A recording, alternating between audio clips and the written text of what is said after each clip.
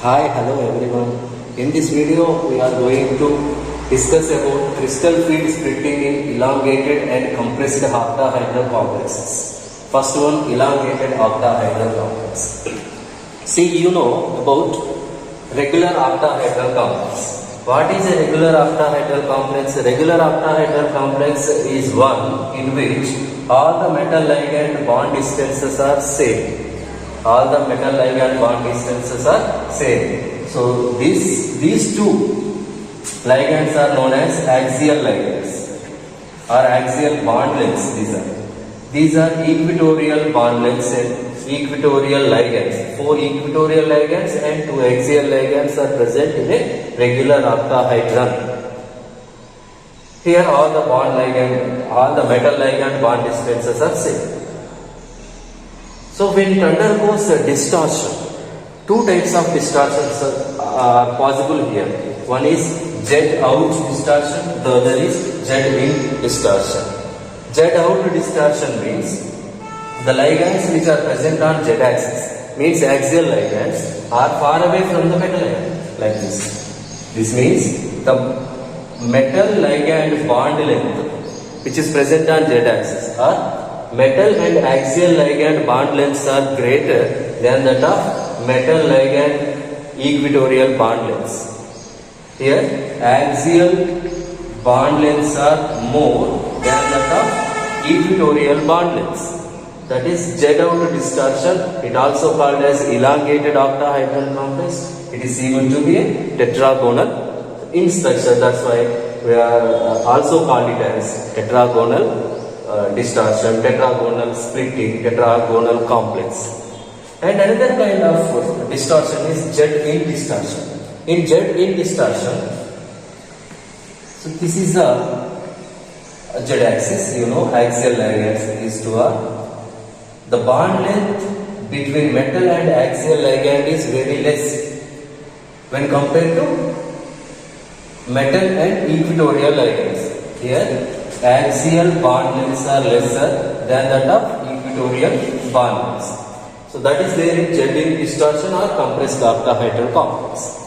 So it is an elongated octahedral complex. Here you catch one point. See, when ligands which are present on Z axis, because they are far away towards the metal, far away from the metal, they experiences less repulsions on metal ion orbitals. Particularly Z component orbitals undergo or experiences less repulsions. Due to less repulsions, Z component ligands have lesser in energy than X and Y component ligands. What are Z component ligands? Z component ligands are dxz, dyz, dz2. Z-axis containing orbitals are called Z-component orbitals. Z-component orbitals are lower in energy in elongated octahedral complex. It is because of they experiences lesser repulsions on degenerate set of metal ion orbitals. And here, because axial ligands are very closer to metal ion, they experiences more repulsions on Z component orbitals are in degenerate metal ion. That's why same Z component orbitals are getting higher energy state due to more repulsions because shorter the distance. And X and Y component ligands have lesser in energy in compressed octahedral complex. So this is the main point in between elongated octahedral complex and compressed octahedral complex. So this splitting is also from regular octahedral. T to G is in lower energy, EG is in higher energy state. In this, Z component orbitals are lower energy, X and Y component orbital is in higher energy in elongated octahedral complex. Here also dx square minus y square and dz square. Z component orbital is lower energy and X and Y component orbital is in higher energy in elongated octahedral complex. Now I will write what is the splitting pattern in elongated octahedral complex first. Now, okay. In elongated octahedral complex, here axial bond lengths are larger than that of equatorial bond lengths. These two ligands are present on z-axis. Because these two ligands are very far away from the metal, this creates less repulsions on z component orbitals. Means z component orbitals are less in energy or lower in energy. Remaining component x and y component orbitals are higher in energy. That's why here z component orbitals are lower in energy.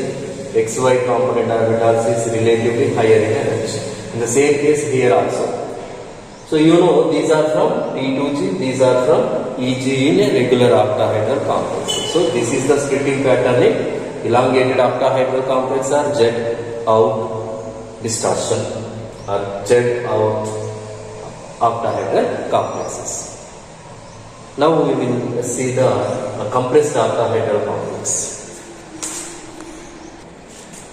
Now we will see in compressed octahedral complex.